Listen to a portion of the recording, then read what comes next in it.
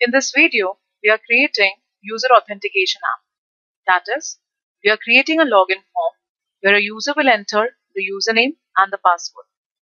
If the value of username field is equal to admin, at the same time, if the value of password is equal to root, we will be giving the message hello along with the name of the user, or else we'll be giving a message login failed.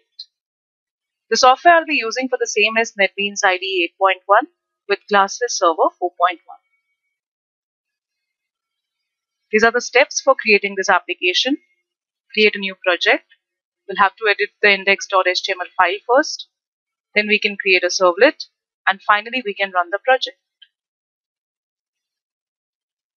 This is the expected output, a login form where a user will enter the value of username and password and will click on login. If the value of username is admin and the password is root, the user will get the message hello and the name of the user, or else the user will be getting the message login failed. So to create this application, we have to go to File, New Project, Java Web, Web Application, click on Next. The name of my project is Authentication App. This is my project location. Click on Next. This is a server. Click on Next. No need to select any framework here. We can directly click on Finish. So this is my authentication app, inside which I'll first start with index.html file. Here I need to create the login form. For that, I'll be starting with form tag. The very first attribute is method, whose value is equal to post. Action, whose value will be the name of the servlet. Here I'm giving the heading, that is login form.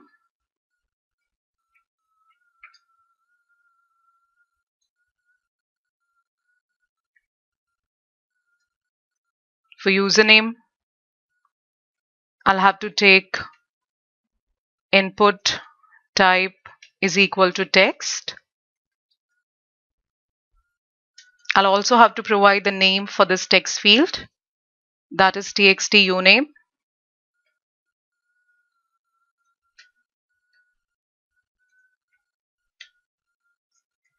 For password, I'll have to provide input type is equal to password.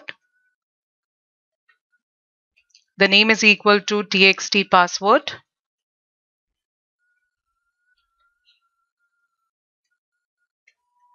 BR tag. I'll be taking the submit button, that is input type is equal to submit. Value is equal to login.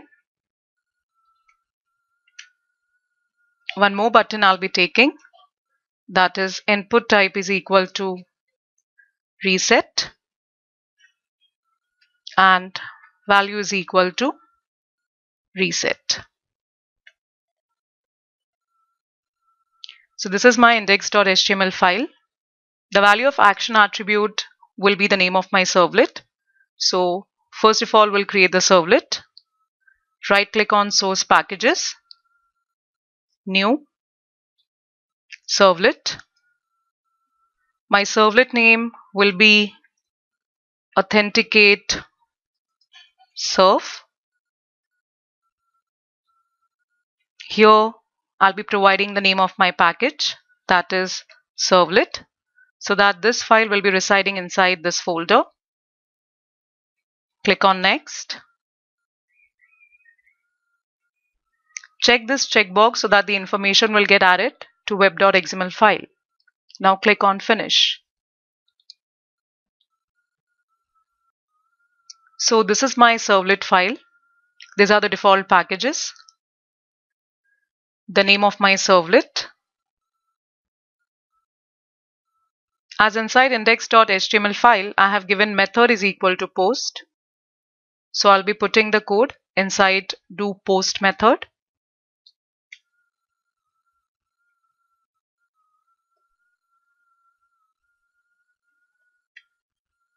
The very first object will be requiring, that is an object of printWriter class. So here printWriter out is equal to response dot getWriter. I need to take two string variables here. The first string variable will be used for storing the value of username, and then the second string variable will be used for storing the password. So string u equal to null, comma p equal to null.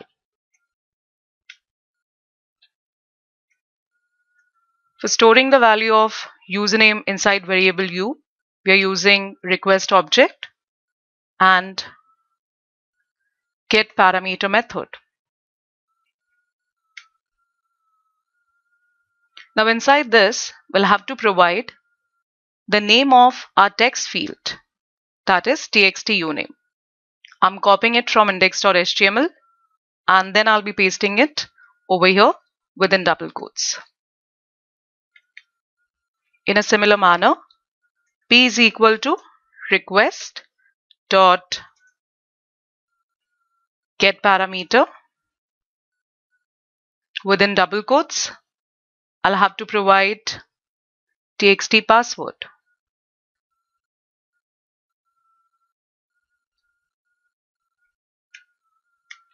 So after storing the value of username and password, now we'll be using equals method, with the help of which we can compare the username with admin and password with root. So to do so, I'll be using if block. If u dot equals admin, I'm using AND operator. P dot equals root. So basically this AND operator will be used for checking both the conditions. If the username is equal to admin, at the same time, if the value of password is equal to root, then only it will be printing hello message along with the name of my user.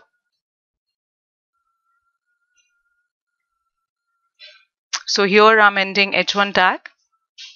We have to always make sure that we are providing all the HTML tags within double quotes. Else we'll be printing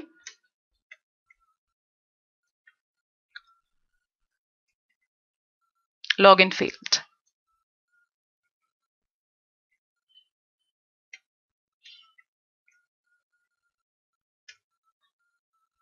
So this is the code for my do post method. Now I'll be copying the name of my servlet. So this value I can provide to the action attribute. So this is my index.html file which is ready for execution. Right click, clean and build. So as we can see here, build successful. Now I can run the application. Right click and run. So this is my output. For username, I'll have to provide admin, and for password, I'll have to provide root. If both of these values are correct, after clicking on login, it will give me hello message along with the name of my user. If any of the value is wrong, for example, I'm providing password is equal to XYZ. After clicking on login, it is giving me login failed. Now one very important thing we have to understand here, that is the difference between doGet and doPost method. To understand that, observe this URL. As we are using doPost method, I can simply find the name of my servlet here. Let us execute the same application by providing method is equal to get. For that, I'll have to go to index.html. Here, method is equal to get. I'll have to make the changes in my servlet file as well. So here I'm going to my servlet file. At the place of do post, I'll make it do get. As we already have do get method here, it will give me an error. So let me make this method as do post. Now let's re-execute the same application.